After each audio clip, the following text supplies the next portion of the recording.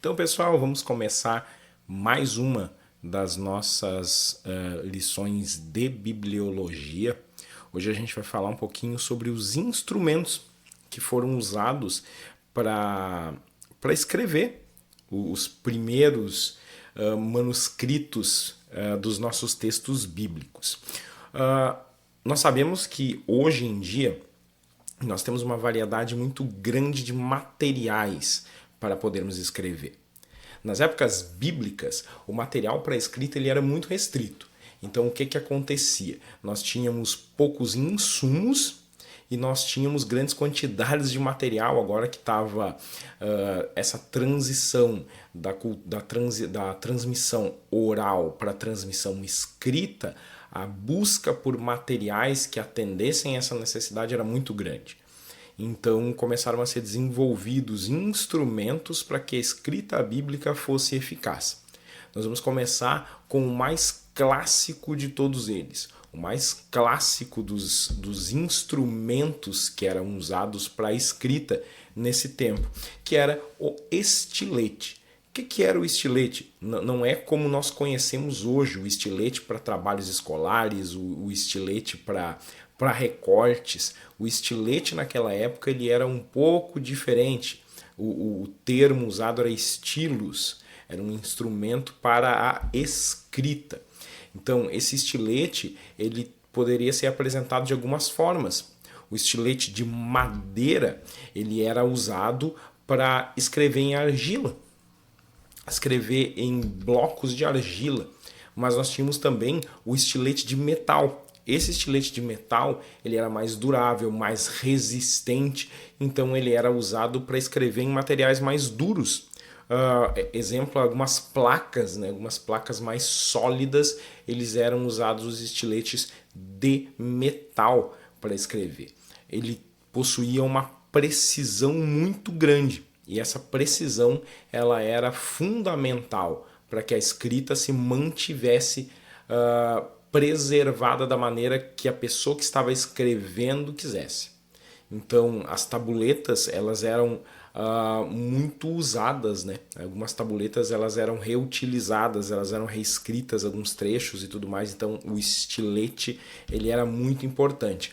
Aqui nós vemos, por exemplo, uma ilustração, uma foto de um estilete ali na parte de cima e uma placa que era usada para escrever. O estilete está ali em cima, aquela pontinha era usada para escrita nesse tipo de material. O estilete, então, ele era muito versátil para aquela época. Só que, conforme a evolução desse processo, os instrumentos começaram a evoluir também. Essa é uma tendência natural, a tendência natural da evolução dos instrumentos. Nós tínhamos então esse estilete, que poderia ser usado para escrever em tabuletas, em placas, só que o que acontece? A necessidade por aprimoramento da escrita requeriu uma atualização dos instrumentos de escrita. Os materiais usados para escrever passaram muito longe de uma transição pequena. Foi uma transição muito gigante de uma tabuleta de argila para um papiro, por exemplo. Então, os instrumentos para escrever em um papiro, em um pergaminho, não poderiam mais ser os mesmos. Então, essa evolução dos instrumentos, ela requeriu algumas mudanças. Aqui a gente vê mais um tipo de estilete, um pouquinho mais trabalhado que aquele da imagem anterior. Mas nós andamos um pouquinho mais e nós chegamos no cálamus.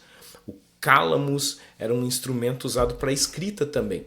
O cálamus ele era geralmente feito de junco, hastes de junco.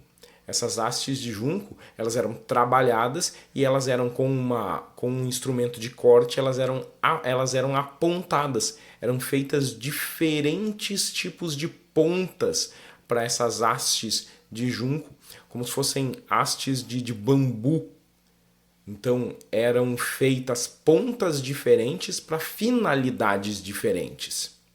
Essas finalidades diferentes, elas eram atribuídas às necessidades do texto. Por exemplo, a ponta de um calamus ela podia ser mais larga para que uma palavra fosse escrita diferente. Então, um título de um material precisava de uma fonte, vamos dizer assim, maior. Então, a ponta do calamus ela era maior. Então, essa ponta maior do calamus fazia com que as letras ficassem maiores. E a ponta do calamus menor, ela fazia com que a letra ficasse menor. Aqui a gente vê um exemplo dos calamus. Eles eram essas hastes cortadas.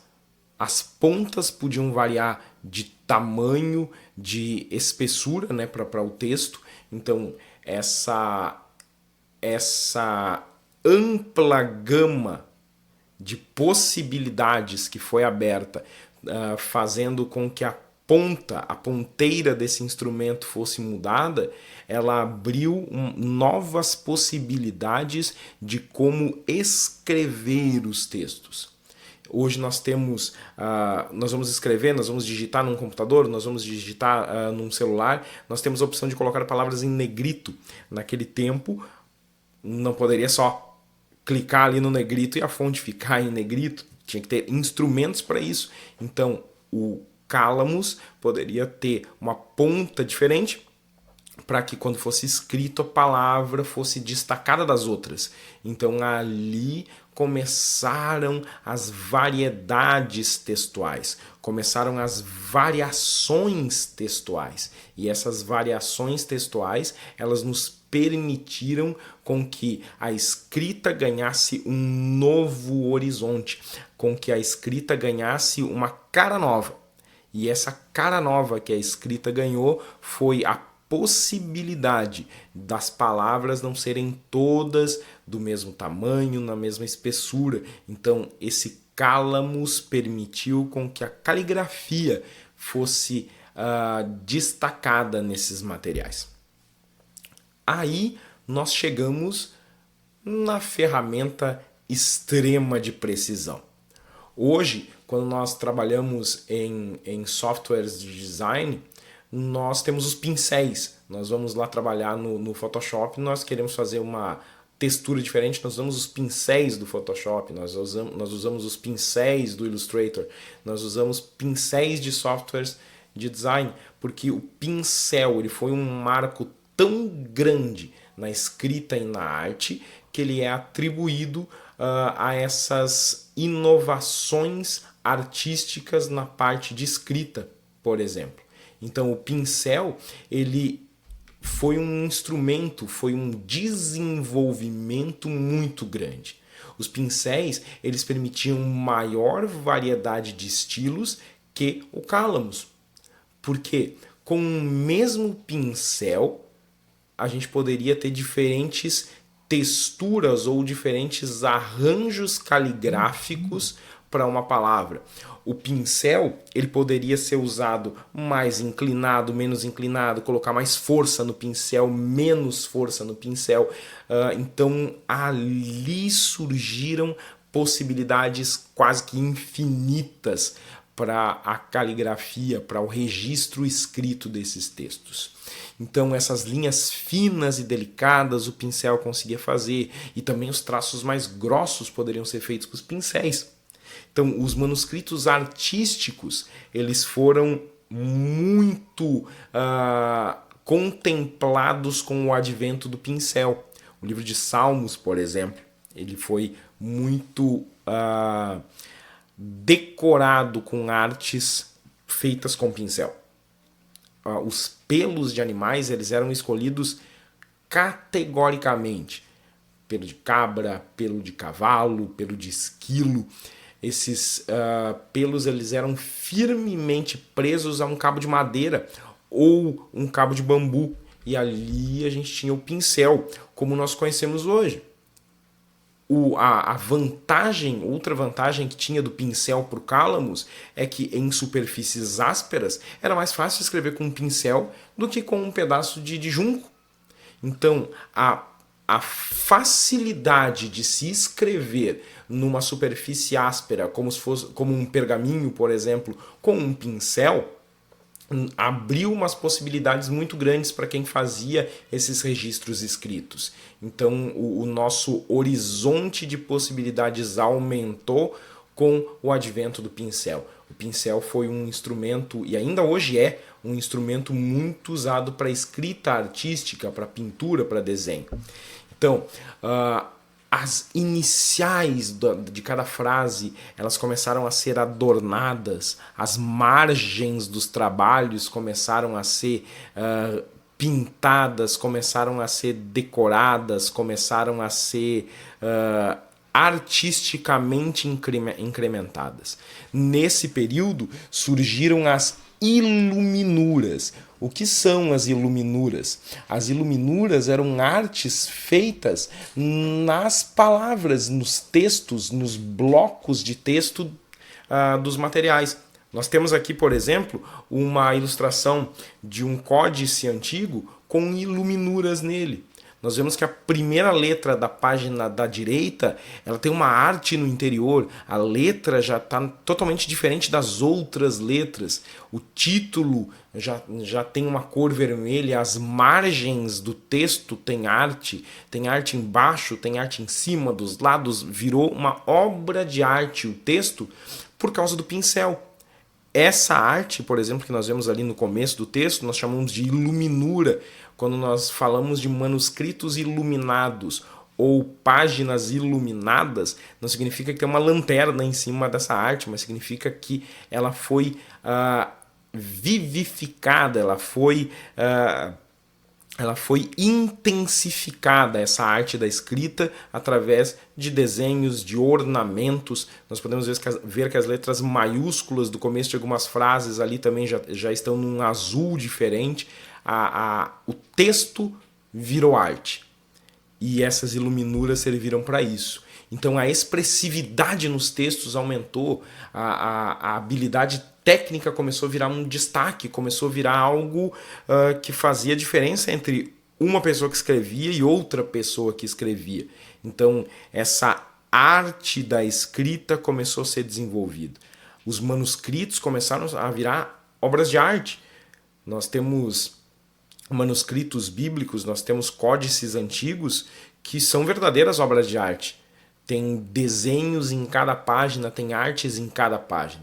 Então ali a importância visual das palavras começou a ter um destaque. As pessoas olhavam para aquilo e não tratavam apenas como um texto, tratavam sim como uma obra de arte, o que atraía muito a atenção. Só que os instrumentos existiam. Só que só o instrumento, só o pincel, só o cálamos não adiantava. Precisava de algo, precisava da tinta. Então, a tinta ela era um elemento crucial pela funcionalidade dela e também pelo simbolismo dela. A tinta geralmente ela era feita de fuligem ou carvão, proveniente dos queimados. Eles pegavam essa fuligem ou carvão, juntavam com um aglutinante, geralmente era a goma arábica. A goma arábica ela é uma resina que vem do tronco de alguns galhos de árvore, das acácias, por exemplo. E para vocês terem uma ideia, hoje a goma arábica ainda ela é produzida. 60 aproximadamente por cento da goma arábica do mundo ela é produzida no Sudão. Então a goma arábica ela é um recurso ainda hoje muito usado.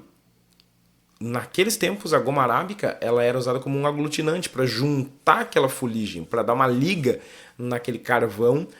Era colocado a goma arábica, água, e ali, por exemplo, com o carvão se produzia uma tinta preta intensa. E essa tinta preta intensa, ela era muito resistente ao desbotamento, por exemplo. Ela durava mais. Ainda hoje, quando nós vemos algumas artes, algumas impressões feitas, nós vemos que a tinta preta exposta ao sol, por exemplo, a gente vê artes de banners, de cartazes, de outdoors, que o tempo vai passando E a mais duradoura das tintas é a tinta preta. Naquele tempo eles acabaram descobrindo isso, que essa tinta preta ela era mais resistente. Então a resistência dessa tinta preta ela serviu para que os manuscritos perdurassem. Nós temos aqui exemplos disso. Exemplos de que essa funcionalidade ela servia, ela era interessante. Aqui nós temos uma foto do extrato da goma arábica sendo retirada de uma árvore.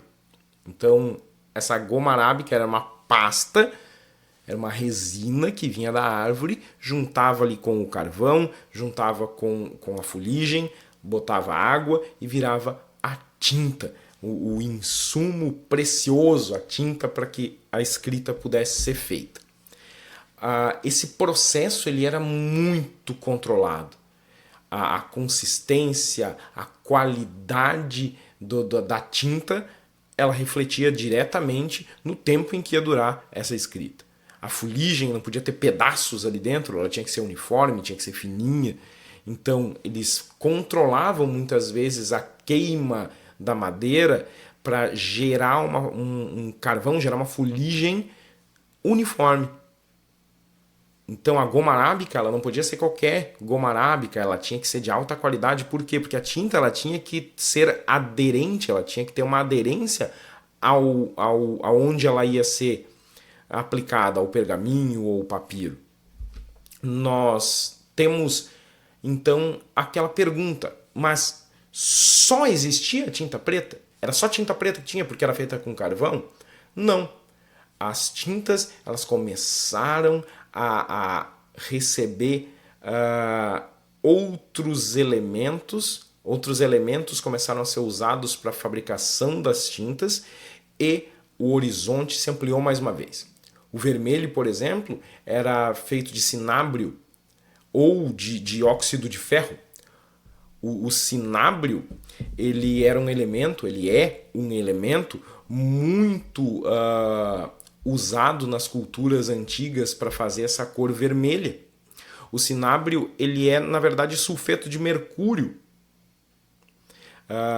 Esse nome cinábrio é bem provável que foi dado por Teofrasto,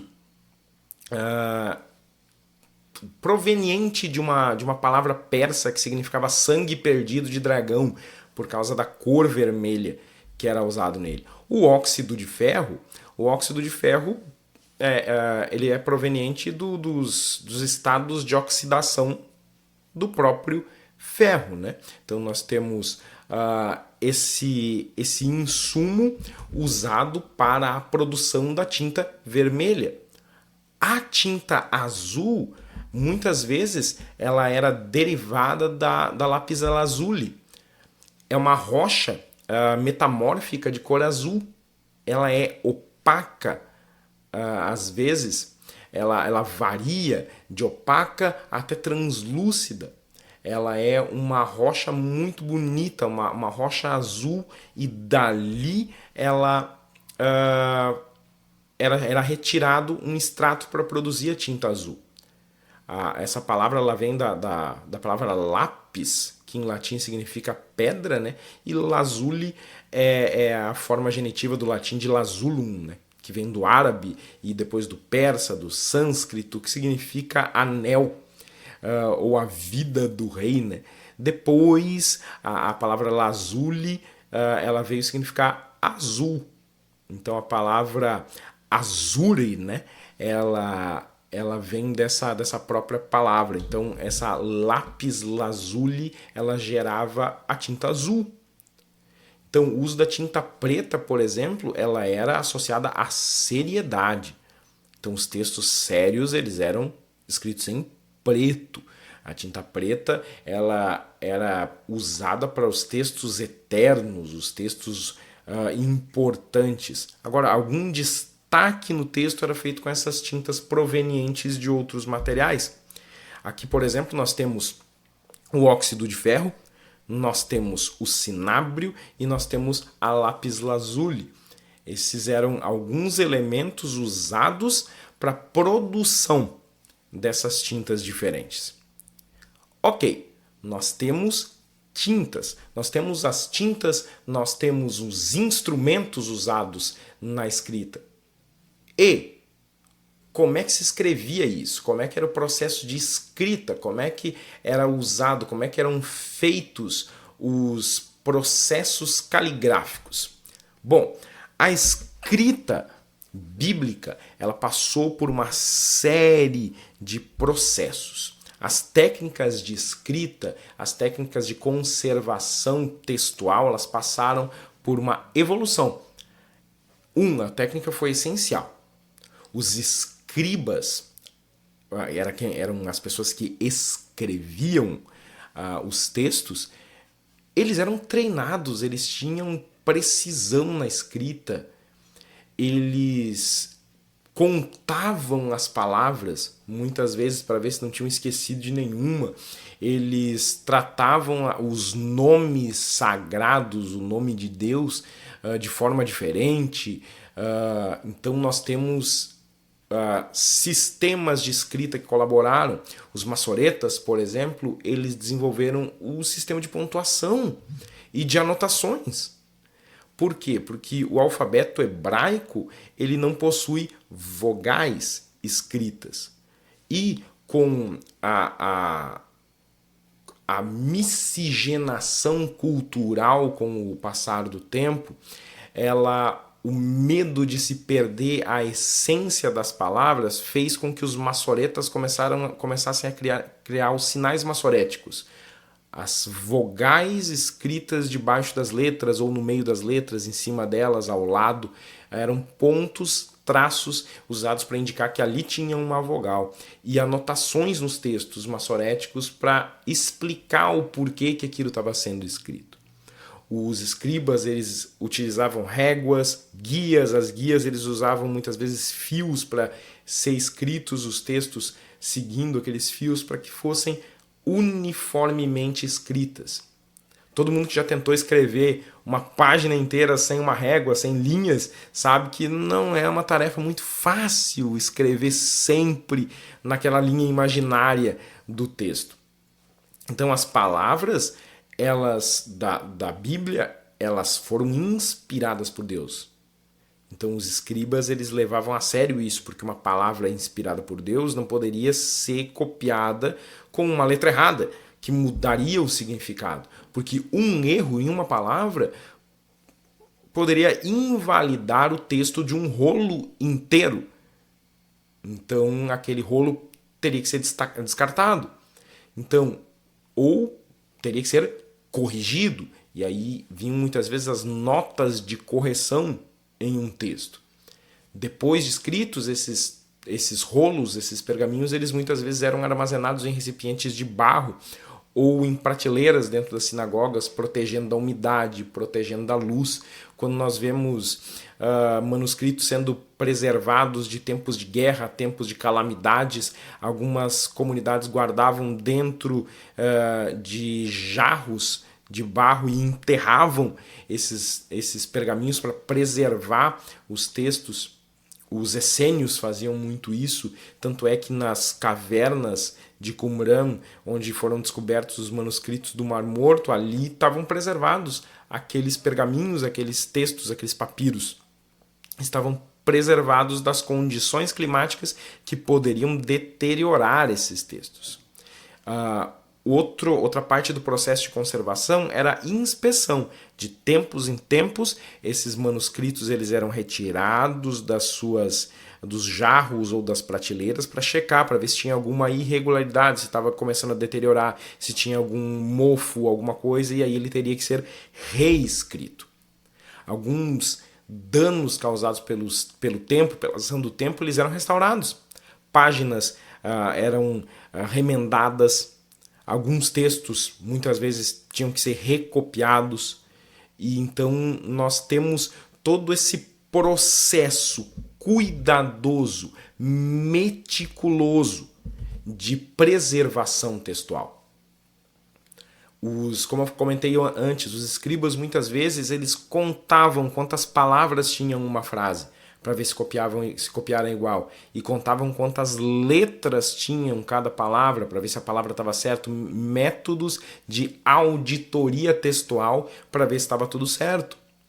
Então, eles fazendo tudo isso, eles tinham certeza que as próximas gerações iam ter acesso a esse material. O nosso cuidado por preservação textual, ele é a herança de tudo isso. Ele é a herança desses processos. Hoje nós temos Bíblias no celular, hoje nós temos Bíblia no nosso computador, nós temos aplicativos que acessam a Bíblia, nós podemos escrever textos no nosso celular, salvar numa nuvem, salvar no nosso próprio dispositivo, em dispositivos móveis, em unidades de armazenamento móveis. Nós temos muitas possibilidades de armazenamento textual nos nossos dias. Naquele tempo eram restritas, mas com as ferramentas que possuíam, eles fizeram esses textos sagrados da palavra chegarem até nós e serem preservados. Muitos textos, quando a gente for estudar a parte dos manuscritos do Mar Morto, a gente vai ver que muitos desses textos, o estado de conservação dos pergaminhos era assustadoramente incrível. Os textos como se tivessem sido congelados no tempo. Então nós temos todo esse pano de fundo, esses instrumentos usados, os recursos como a tinta, os materiais, as estruturas de locais usados para essas cópias. Nós temos essas pessoas, os escribas, que começaram a ser responsáveis por copiar os textos. Com o tempo, os escribas, de tanto copiar os textos sagrados, eles acabaram sendo estudiosos desses textos. Por isso que os escribas, muitas vezes nós vemos na Bíblia, eles começavam a debater a palavra por ler a palavra, de tanto ler a palavra, de tanto ler as cópias que faziam, eles acabavam estudando aqueles textos que eles mesmos copiavam. Então, hoje nós temos métodos de preservação da palavra de Deus? Temos. Fáceis, práticos, rápidos? Sim, a evolução da tecnologia nos permitiu isso. Mas, graças a essas primeiras ferramentas usadas para a preservação desse texto, nós temos em nossas mãos a palavra de Deus como ela foi transmitida. Nós temos ferramentas hoje para validar essas traduções, nós temos ferramentas para validar todos esses escritos antigos. E essas ferramentas foram essenciais para a preservação desse texto, desses textos sagrados. Então, esse foi o nosso breve estudo sobre esses instrumentos usados na escrita bíblica e até a próxima aula, onde nós vamos dar sequência a esses nossos estudos de bibliologia.